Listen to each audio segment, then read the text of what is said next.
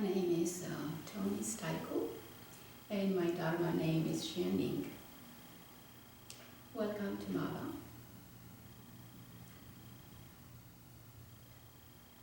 I truly appreciate your effort on coming out today, considering we just had a Thanksgiving holiday.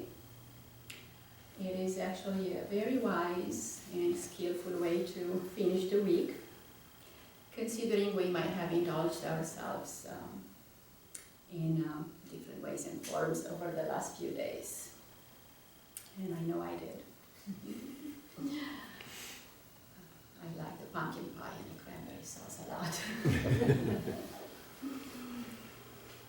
So today's topic of my talk is the importance of wisdom in Buddhism from the Mahayana perspective.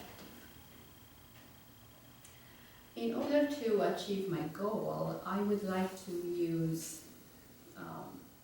the word wisdom, but also the antonym of wisdom, which is ignorance. Prajna and avidya are two sides of the same coin that can determine in each and every moment if we are to be contently happy or in distress. My goal is to attempt to explain why wisdom in the Buddhist perspective is important to us and why we should strive to study it, to understand it, and practice it. Furthermore, I will present some practical ways of achieving this kind of wisdom that our enlightened teacher, the Lord Buddha, followed himself and further recommended. I wish now to explain the two terms, wisdom and ignorance, from the conventional standpoint and from the Buddhist perspective. In the conventional meaning, wisdom may be described as the quality of having experience, knowledge, and good judgment, or the quality of being wise. The soundness of an action or decision with regard to the application of experience, knowledge, and good judgment. Also, the body of knowledge and principles that develops within a specific community or society in a certain period of time.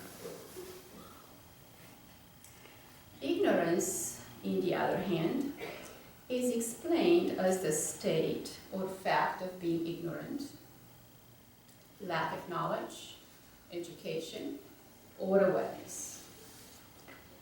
Some synonyms are cluelessness, incognizance, innocence, nescience, obliviousness, unawareness, or unfamiliarity. Now, from the Buddhist perspective, wisdom specifically means not to have awareness of the Buddha Dharma, not to be familiar with the teachings of the Buddha. Prajna, wisdom, is discussed and addressed in many Buddhist teachings. Most notable ones being the Noble Eightfold Path, Paticca the 6 or 10 paramitas, and the Prajna Paramita Sutra, which is being recited here on some of the months of the year.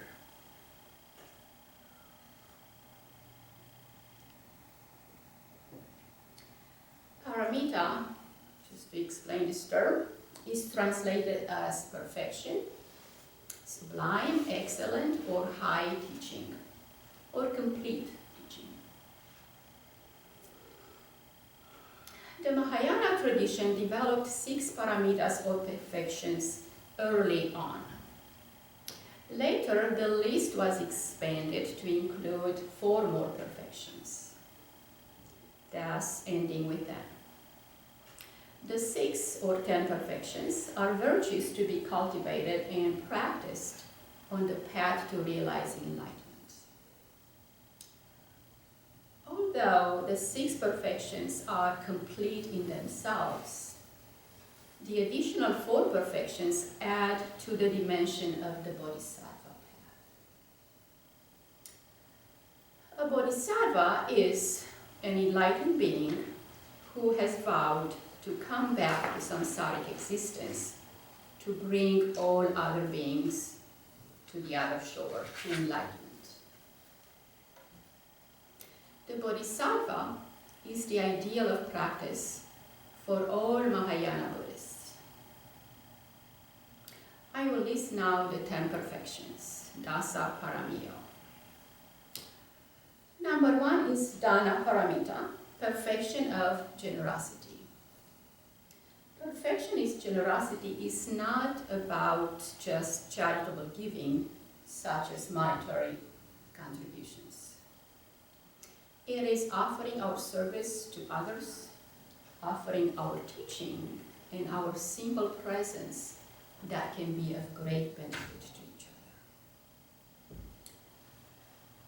other. The gift of truly listening is a great gift we offer each other. It is the peak of generosity as an expression of selflessness and an acknowledgement that we are all interexistent with each other. By practicing non-possession, non-attachment to our possessions and to our egos, we can benefit all beings. Number 2, Sila Paramita, perfection of morality. The perfection of morality is not only about living according to some rules. The precepts are of no doubt important, and we can always work on following them. But here I am referring to the simplest form of morality, living in harmony with others. Sila Paramita also touches on the teaching of karma. Number 3, Kasanti Paramita. This is the perfection of patience. Kasanti means unaffected by or able to withstand. It could be translated as tolerance, endurance, and composure, as well as patience and forbearance. It is a patience with ourselves and others, and also an ability to bear hardship and misfortune. Number 4, the Virya Paramita. This is a perfection of energy. The word Virya comes from Vira, an ancient Indo-Iranian word that means hero. If you have done yoga, you must have heard your yoga teacher say Virabhadra Konasana, the hero pose or the hero warrior. Virya is about tirelessly and courageously overcoming life's obstacles and walking the path to its end. Dhyana Paramita is the perfection of meditation. Meditation in Buddhism is not done for stress relief, although it may have a calming effect, and it may work in different ways on our bodies and minds. But from the Buddhist point of view, it is primarily mental cultivation, preparing the mind to realize wisdom, which is the following paramita, perfection. Number 6, the peak of the first set of paramitas, is a prajna paramita, perfection of wisdom. The original 6 perfections ended with wisdom, which in Mahayana Buddhism is equated with the doctrine of shunyata, or emptiness. Very simply put, this is the teaching that all phenomena are without self-essence. And wisdom, according to Robert Aiken Roshi, is the raison d'être of the Buddha way.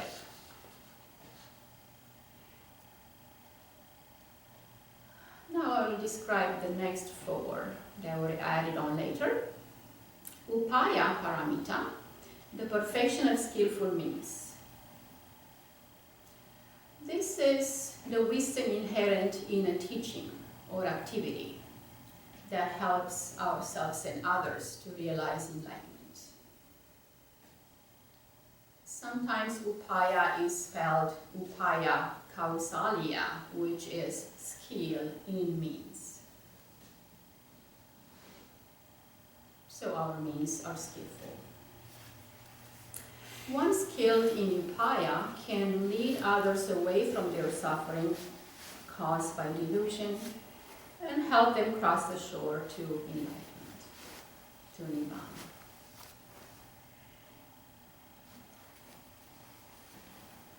Pranidhana paramita, this is the perfection of vow. So like I said, the following four after the six, they are more related to the bodhisattva path. So now we see this perfection of vow comes into play here. This one is sometimes called perfection of aspiration. In particular, it is about dedicating oneself to the bodhisattva path and living the bodhisattva vows. Bala paramita, number 9, is the perfection of spiritual power. Spiritual power in this sense could refer to supernormal powers, such as an ability to read minds or see at a great distance. Or it could refer to the natural powers awakened within us by spiritual practice, such as increasing our concentration, awareness, and patience. Number 10, and last of the paramitas, is the jhana paramita. This is perfected knowledge. The perfection of knowledge is the implementation of wisdom in the phenomenal world. We can think of this as something like the way a physician may use the knowledge of medicine to heal people. This perfection also ties together the previous 9 so that they can be put to work to help others.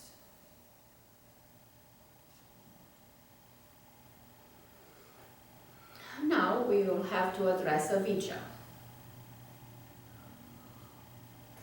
Ignorance. On the other hand, this is one of the 10 kleshas. So we have 10 paramitas. Unfortunately, we also have 10 kleshas, or poisons, defilements, afflictions, also called destructive or unwholesome states of mind. And it is also the first link of dependent origination. The Vishuddhimagga, the path to purification, enumerates the 10 defilements as such. Desa klesha vatuni, so 10 kleshas, they are greed, lobha, hate, dosa, delusion, moha, conceit, mana, wrong views, miccha-ditthi, doubt, vichichika, torpor, tinam, and restlessness, uddachakam. Oh, 2 more, shamelessness, ahirikam, and recklessness, anotapam. In the contemporary Mahayana and Theravada Buddhist traditions, the 3 kleshas of ignorance, attachment, and aversion are identified as the root source of all other kleshas and the actual cause of samsaric existence. These are referred to as the 3 poisons in Mahayana tradition, or the three unwholesome roots in the Theravada tradition.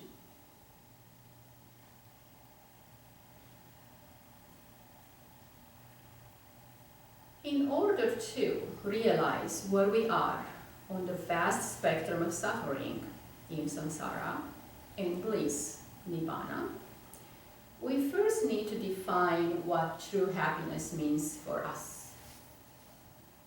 In order to define happiness, we also need to realize what makes us unhappy, sad, or even suffer. In light of the defilements and impermanence related to happiness or suffering, I will propose we imagine this simple scenario. I am beyond happy when I receive a car for my birthday. That costs more than I can afford. I am ecstatically happy when I drive it. I am looking forward to driving around and show it to friends. I'm this 21-year-old, I feel pride and feel empowered from driving such a car. This car becomes an extension of me. Do you think I would possibly suffer when my car is broken and I cannot fix it because it costs too much to repair and I can't afford it? Do I suffer when my insurance goes up and I can't pay it? If I am involved in an accident and my car is declared a total loss, do I suffer? First, because I lost my treasure, and second, because I know I can't replace it. Do I feel less of a person without this car? Do I see my social life and my friends gravitating around me change because of the lack of it?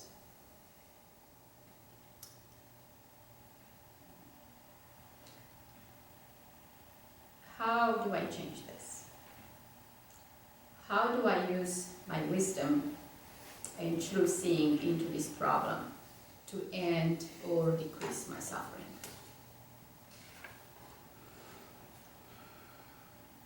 First, I will have to realize that this car is a compilation of many individual parts made of metal that can stop working in synchrony whenever they decide to. They can also break, rust, and become old and eventually die. In Buddhism, we call this impermanence. So we realize that our car is impermanent. It would work and last for a while, but it's meant to eventually break and die. If we are able to use our wisdom and see this clearly in all aspects of our lives, then we can relieve a lot of our suffering caused by clinging to impermanent possessions or phenomena.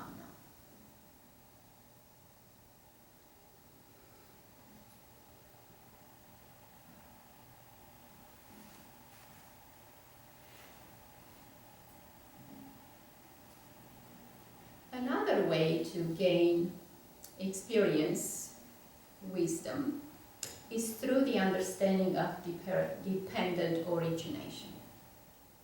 The 5th century commentary, Visuddhimagga, in its discussion of dependent origination, presents different methods for understanding this teaching's 12 factors.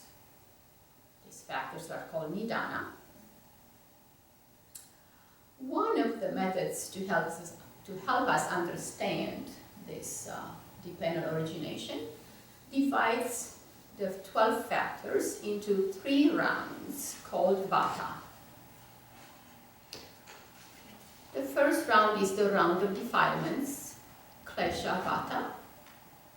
The second round is the round of kama, kama vata.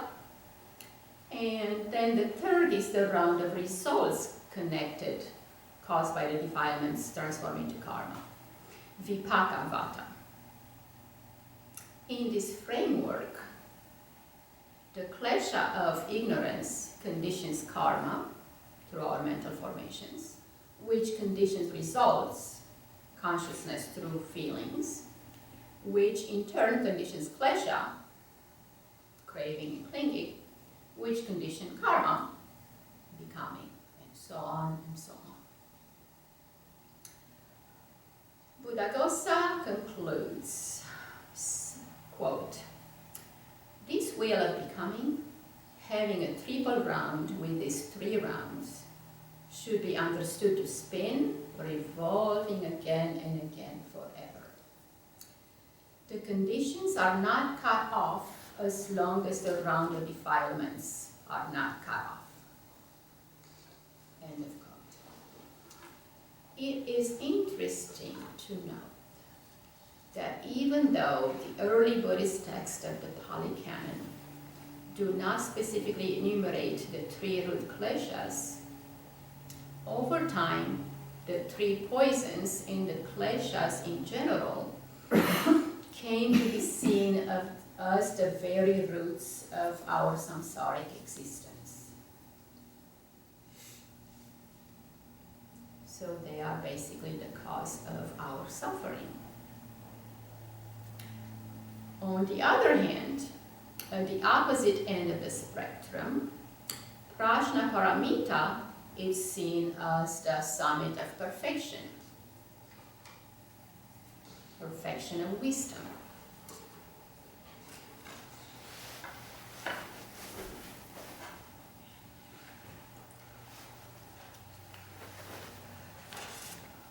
Next, I would like to touch upon one other paramount teaching in Buddhism, the Prajna Paramita scriptures, which include great teachings such as the Heart Sutra and the Dhyana Sutra. Next verses should sound very familiar to us coming to Maba. Form is emptiness.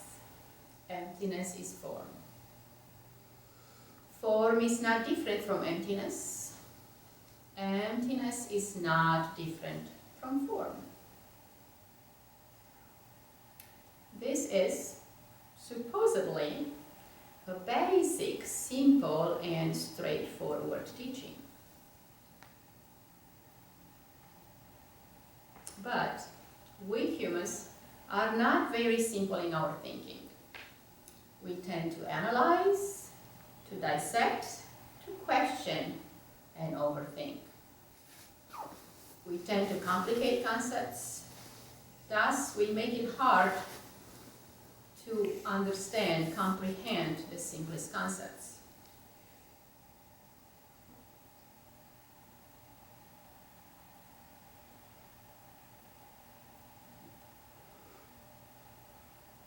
In order to understand perfection of wisdom, I wish to explain first the perfection of generosity, prajna, dana,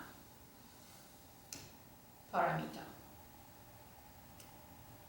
When we are talking and reading about dana,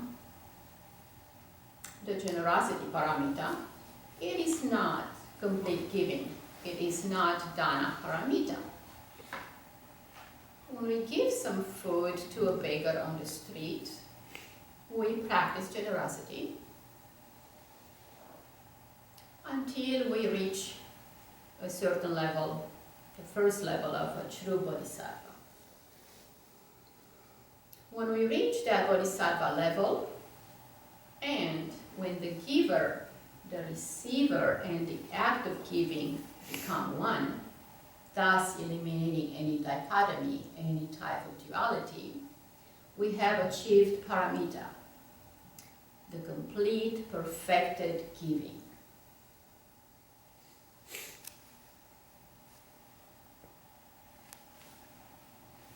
So perfected giving is when there's no more person that gives, no more receiver, and no one to give to. They're all existent, interbeing. Thus, by perfecting the 5 previous paramitas, we can use that energy to propel us to the beginning point of realizing prajna paramita, the perfection of our wisdom. For the purposes of sixth paramita, we can say that the sixth paramita itself, the prajna paramita, includes prajna, wisdom, and jnana, primordial wisdom. The prajna paramita, the perfected wisdom of each one of us, is primordial wisdom. Prajna paramita about everything else, including ourselves, but excluding primordial wisdom, is emptiness. So, we realize that primordial wisdom is the essence of us. Essence of us is primordial wisdom.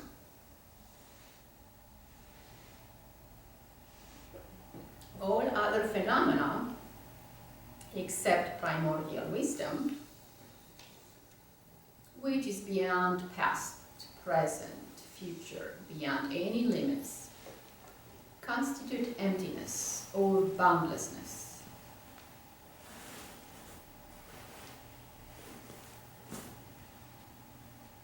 Emptiness or boundlessness is interdependent connection and manifestation of everything that exists and ever existed. It is how the stars formed, how far the sun is, how the earth revolves around the sun, how the rain gets transformed into the ocean, how the ocean creates salt, what color we may be, how tall we are, and how happy or unhappy we are, how we are also each other's brothers and sisters and mothers, or each other's enemies and friends. And even we have been each other's lunch in the countless rebirths in the cycle of existence. If we want to put this more nicely, we can say we are happily interconnected. Sounds a lot better than being your lunch and I being your lunch. Or we can also say we are empty of inherent existence.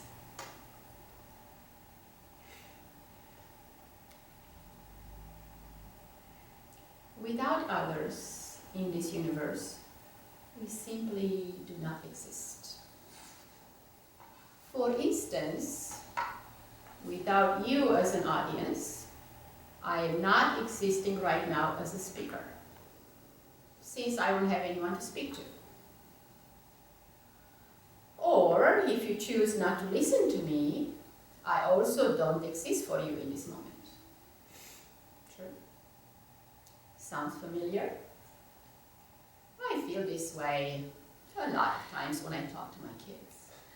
Sometimes don't exist for them, most of the times actually. So,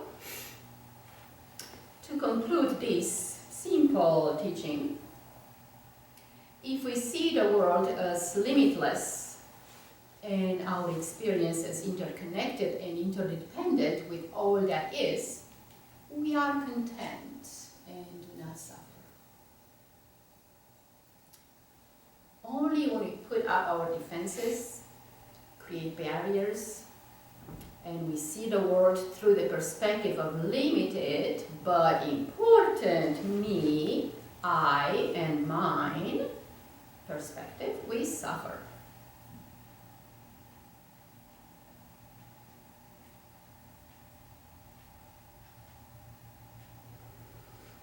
One example I have on developing wisdom I'd like to mention is involving my daughter and her understanding of religion. She was raised a Christian, baptized in the Orthodox Church, where we practiced for a while. Then we frequented a more open-minded, progressive, New Age church that had a lot more children and fun atmosphere, or they could play around as they praise God. She is 16 now. Until recently, she had a belief in God, and that only one God exists, and that it is the Christian God, and it would be a sin to praise other teachers, gods, or creatures. She had some amount of resentment towards me, since she was not understanding why I turned to and practiced Buddhism. Recently, we were talking about her visit with a friend from high school. They ran track together last year. And that girl moved on to college to become a minister. They met just a few days ago, actually, before Thanksgiving. And somehow they discussed their spiritual views and how they feel about religion. And Andra said that she had changed her views about religion and feels that she cannot trust the Christian church or the teaching of the Bible. In that it seems to her that it wished to gain control over people's minds by brainwashing them. She totally disagreed at this point with her friend on the subject that people practicing other religions are sinners and will go to hell. Because that's what Faith believed, this friend that becomes a minister. When Faith said, that she actually believes that sinners that are from other religions are sinners and they will go to hell, Andra answered, do you mean that millions and millions of people are going to hell? She said, yeah, but we are really working actively for them to convert. We send missionaries all over the world to save those sinners. She did not solve that very well, but then they continued and they approached the gay situation. Faith, this friend of hers, believed once more that it is a sin to be homosexual and that they deserve to go to hell and to not have the right to get married, since God created marriage for the purpose of procreation and a sacred union between women and men. Andra, my daughter, used her wisdom and said, I'm sorry, Faith, but I have to disagree with you. I do believe in a power that we call God, but this God has many faces for the many religions out there. And by the way, if this God does not love his children equally, why would I want to believe in him? I personally think, she said, that God is supposed to be good and kind and to love all creation equally, including all people, animals, trees, and rocks.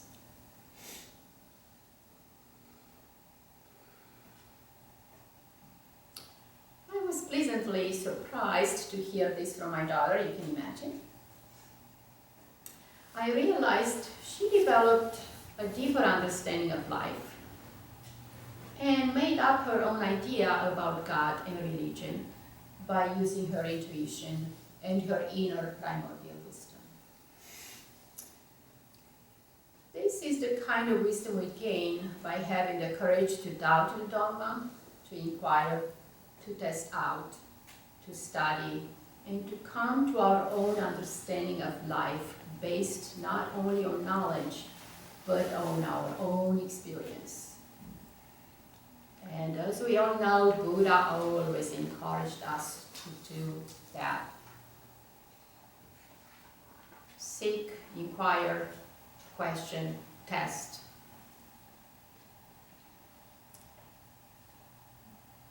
I hope I was not too overwhelming or confusing, and that maybe I was able to relate to you a grain of my modest understanding relating to prajna. May all beings be happy and free of physical and mental suffering.